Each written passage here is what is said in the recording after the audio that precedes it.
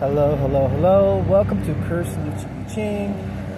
I'm by the illustrious Hudson River, Riverside Park. I choose the river as a background sometimes for my discussions because the river's flowing, which means nothing remains stuck permanently. Water flows, situations change. If we just sit on solid ground all the time, we think we're stuck in our circumstances. We're not stuck in our circumstances. Our mind determines what flows and what doesn't happen in our life. When we change what we're thinking, we change our whole reality. So right now I just pulled up the card conflict. And conflict can be all sorts of things. It can be a quarrel that turns into a kerfuffle, that turns into a fight, that turns into a battle, that turns into a war. That's conflict. When we go to movies, most of the time when we see movies, there's always some person who is convinced that they're entitled to something, and they meet with opposition, or they conflict with someone because they're trying to control something.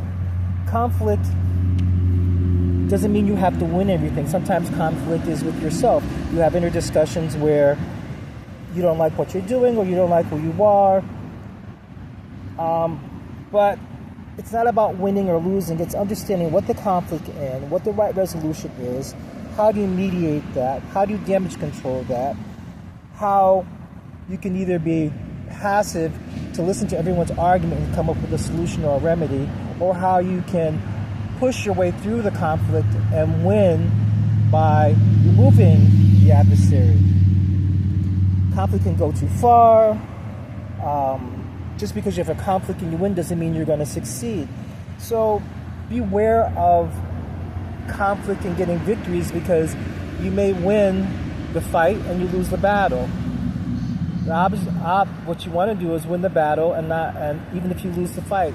There's all different sorts of ways of looking at that. One of the most important things I always remember is, if you have the spirit with you, if you have the universe with you, all you need is one person with you sometimes to win.